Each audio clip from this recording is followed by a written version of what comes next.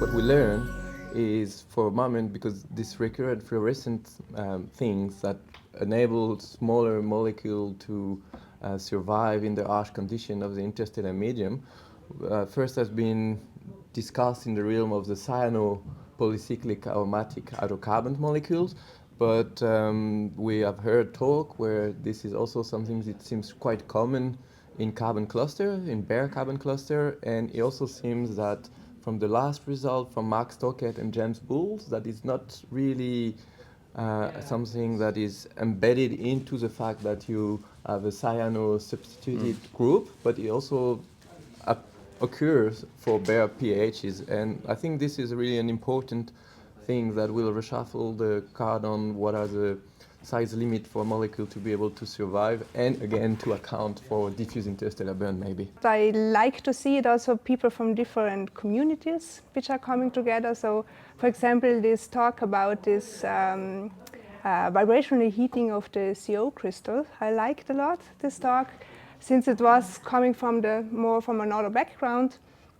And they have seen the formation of CO2 and the C3O2, and from the literature from astrophysics they could interpret it. Because I think it was not, it was somehow unexpected, so it was not focused on one direction, but it somehow happened, and I like if something like this is happening. The opening lecture given by Cristina Puzzarini on astrochemical complexity, and the largest molecule that have been detected so far is composed of only 11 carbon atoms. And on to the other end, we have learned a lot about fullerene and fullerene in space, so C60, 60 carbon atom arranged as a football shape, and we have been also detection in C70, but we have a massive gap in the knowledge of what happens to the carbon. How can that be that we have carbon atoms arranged in this football-shaped molecule with 60 carbon atoms, and we have no idea where this carbon goes before coming back to molecules ranging from 2 to 11 carbon atoms? That's really puzzling. Yeah, sure, it's important. The big mysteries which are still open, why it exists, and I think there's not really an idea why it is like this. So, but there's a lot of research going in this field. When I was a master's student, we already mentioned in the introduction that it could contribute to the origin of life in space. So like that's not new.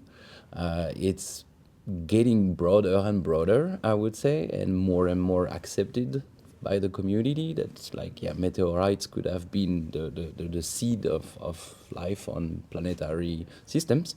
This chirality issue. Yeah, this is something very interesting. And actually, so for the talk of Patrick Rousseau... Yeah, it was just touched, but we didn't really delve into the... So we are writing proposals now, for instance, for starting to get... So for this peptide bond formation of amino acids, and to get L or Ds and see if it's working in one case and not in the other, to see if there is some rules that are making it possible or impossible. Because that's the next luck. Yeah, exactly. Yeah.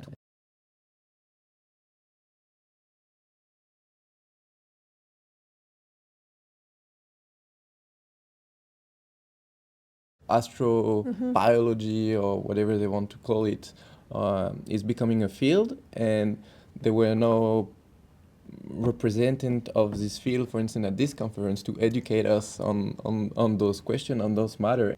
And this is what is important. Yeah. And this, to go back to what I said at the beginning about these large conferences, this is more like you go to an atomic and molecular conference, and here people, they will anyway gather between them, and they will not, I mean, of course you can always learn new cool stuff from someone else and stuff like this, but when it's so broad, like you get lost in general. And here, okay, it's not too narrow, we are still people from very different communities, but with the same goal of understanding something. So we all want to go in the same direction, then this is what is making interesting to meet people from different But community, but still with It's the a same scientific goal. This is Yes. the important point. Yes. It is not a technique or No, a exactly, yeah. field. It's really understanding a physical scientific problem. Exactly. I remember in Ljubljana we had like mathematicians, and this was really crazy. I mean, we realized that, I mean, we don't necessarily talk the same language, but actually when we make an effort, we can actually work together and progress in our own science. And this was pretty cool. And of course, when you start making a meeting on a specific working group, you are narrowing down the skills of the people attending the meeting, and it gets more and more specialized. So I reckon maybe it's all right to have the working group meeting, but the big one, the one with all the working group are gathering together, are also really important and a key moment, I think, in the life of a coast action.